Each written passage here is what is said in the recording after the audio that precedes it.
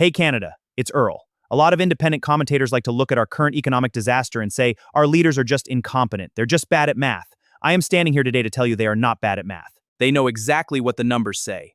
This isn't a series of administrative mistakes, it is a synchronized international political maneuver designed to force a global reset.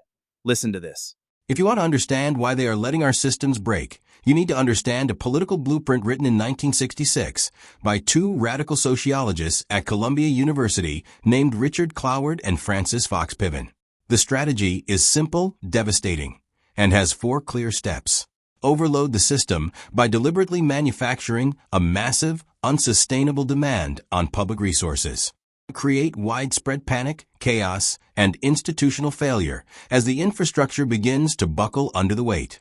Wipe out local and regional independence, shifting the entire crisis management responsibility to a centralized authority. Deploy a completely new, top-down system, usually a centralized digital currency or tracking grid, forcing a broke, panic populace to comply just to survive.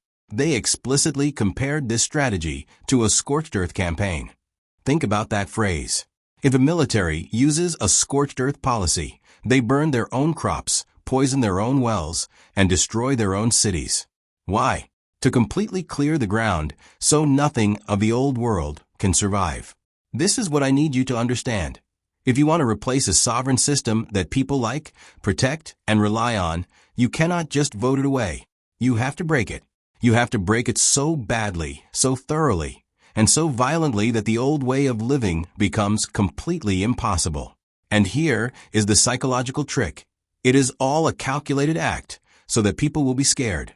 When you are financially secure, when your local hospital has short wait times, when your community is safe, and when your grocery bill takes up a normal percentage of your paycheck, you are confident. Sovereign, confident people do not accept tyranny. They do not hand over their civil liberties. They don't agree to digital tracking. So how do the globalist managers get you to hand over the keys? They manufacture fear. They make you scared that you won't be able to feed your children. They make you scared that the healthcare system is completely gone. They flood the zone with chaos until you are so exhausted, so broken down, and so desperate for stability that you stop demanding freedom. You just crawl to the government podium and beg them to step in with a radical new solution. The panic is the product. The fear is the fuel. Let's look at Canada, because they've turned the state apparatus into a perfect case study for this transition. We lived through the Trudeau era until the public anger reached a boiling point. The system overload was complete. Food banks overwhelmed, rent unpayable, hospitals backed up. But when a manager becomes so radioactive that his approval ratings hit the floor, the backroom elite don't panic. They don't change the agenda. They run an HR recruitment process to swap the face on the poster to keep the World Economic Forum agenda moving on schedule. Enter Prime Minister Mark Carney. The corporate media wants you to think Carney just stepped in as a natural savior. Let's look at the actual facts of how this transition was planned with the rest of the institutional elite. Mark Carney is the ultimate globalist insider. He is the former governor of the Bank of Canada, the former governor of the Bank of England, and the UN Special Envoy on Climate Action and Finance. He was precisely installed to transition Canada into state-led industrial policy, which means taking your taxpayer dollars and guaranteed public funding and handing it directly to global asset managers like Brookfield and BlackRock to build the new digital and energy grids. But Carney wasn't the only option on the table. If Carney had tripped during the transition, the globalist machinery had a full bench of backups ready to keep the Agenda 2030 machine running smoothly. Look at the names. Chrystia Freeland, the legacy defender. Aside from being finance minister, Freeland sits directly on the board of trustees for the World Economic Forum. She is the absolute ideological core of the Davos framework in Canada. The backroom viewed her as a safe pair of hands to keep the Cloward-Piven immigration and spending levels moving. Karina Gould, the policy bureaucrat. The former government House leader was heavily pushed by the party's institutional wing as the fresh, progressive face. Gould is a literal graduate of a global governance pipeline, having worked directly for the Organization of American States, OAS, specializing in international migration frameworks. Her job was to sell the technocratic cage, but paint it in a softer pastel color. Frank Bayless, the transnational alternative, a multimillionaire medical technology executive and the chairman of Bayless Medical. Bayless represents the public-private partnership, P3, engine of Agenda 2030, selling the globalist reset through corporate efficiency and procurement rather than climate ideology.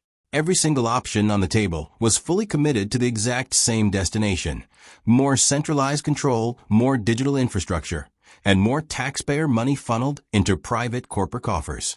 Now let's jump across the Atlantic to the United Kingdom, because if you want to see how this exact same global HR department works, you need to look at what is happening to Prime Minister Keir Starmer right now in May 2026. The Cloward Piven playbook was run perfectly in the UK. They opened the borders, let net migration surge, systematically defunded local infrastructure, and forced the working class to bear the brunt of inflation. The public hit back. In the local council elections earlier this month, Starmer's Labour Party suffered an absolute, historic defeat. The cabinet turned into an active war zone for cabinet ministers, and at least 6 ministerial aides flat out resigned, publicly telling Starmer he lost the trust of the nation. His high-profile health secretary, Wes Streeting, walked out the door, calculating that the Starmer ship was going down. The media reported he would resign over the weekend. But Starmer didn't take the hint. He locked himself in Downing Street, took a defiant stand, and told his party that unless they gather the 81 MP signatures required to formally trigger a leadership challenge, he isn't moving an inch. The political class has already branded him a lame duck and an interim leader. And while Starmer stalls for time, the backroom globalist elite are already moving their chess pieces to ensure that whoever replaces him reads from the exact same Agenda 2030 script. I am not a psychic. I cannot see the future. But I want you to look at the ledger of the 3 people being positioned right now by the international finance networks to take Starmer's place if he is pushed out. If any of these 3 run and take the crown, you will see clearly how we never really had a choice. Option 1. Rachel Reeves, the Chancellor, the current finance minister and the ultimate favorite of the central banking system. Reeves is a former economist for the Bank of England. She is heavily embedded in the international circuit, regularly attending the World Economic Forum meetings in Davos and the exclusive Bilderberg conferences. Her signature platform, Securonomics, is just a polished, corporate rebranded version of the WEF's stakeholder capitalism. Option 2. Wes Streeting, the safe bureaucrat, the man who just resigned from Starmer's cabinet to distance himself from the wreckage. Streeting is a young, slick communicator who has been explicitly groomed by globalist think tanks.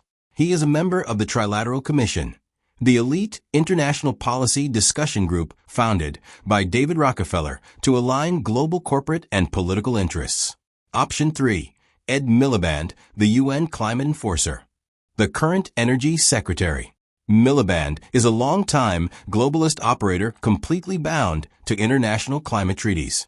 He functions as the UK's primary enforcer for Agenda 2030's carbon reduction metrics. Look at those names. Look at their resumes. Reeves from Davos, Streeting from the Trilateral Commission, Miliband from the UN climate apparatus. Again, I am telling you right now, I am not a psychic, I cannot see the future. But if any of these 3 run to take Starmer's place, you will see how we never really had a choice. Just like Carney, Freeland, Gould, and Bayless in Canada, they already have the backup managers lined up to take the position. They don't care about the name on the office door. As long as the new Prime Minister keeps signing the digital ID agreements, enforcing the carbon tracking, and keeping the systems open for corporate asset extraction, the globalist ledger stays perfectly balanced.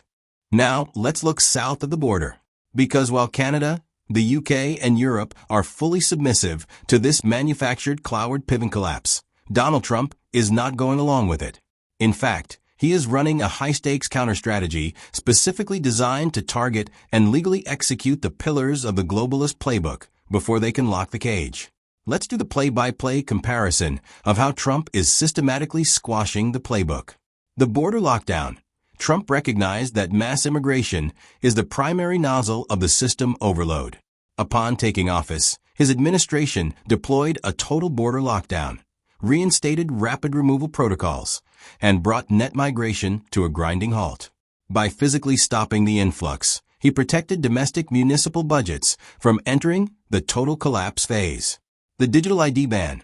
Trump signed a massive cybersecurity executive order that explicitly went into the federal frameworks and completely stripped out and banned the mandate for government-issued digital IDs, stating on the public record that these digital identity schemes were a gateway to widespread abuse and federal tracking of sovereign citizens. The CBDC prohibition. Trump signed Executive Order 14178, strengthening American leadership in digital financial technology. This order didn't just delay a digital dollar. It flat out prohibited all federal agencies from ever establishing, issuing, or promoting a central bank digital currency in the United States, ordering all ongoing CBDC initiatives to be immediately terminated. He put the globalist script on ice. He halted the strategy in its tracks. He proved that a single executive pen could rip down the scaffolding of Agenda 2030. Do you see the entire picture now? Do you see the play-by-play? They want us divided by race, by region, and by political logo, because as long as we are screaming at each other on the ground floor, we aren't looking up at the managers who are pulling the levers of the Cloward pivot machine. They want you terrified so you will accept their solutions. I am completely done playing their game. I am pulling for the working people of this world who are tired of being treated like a permanent ATM for a political class that never has enough. It is time for a total reset. Thanks for watching. Stay awake.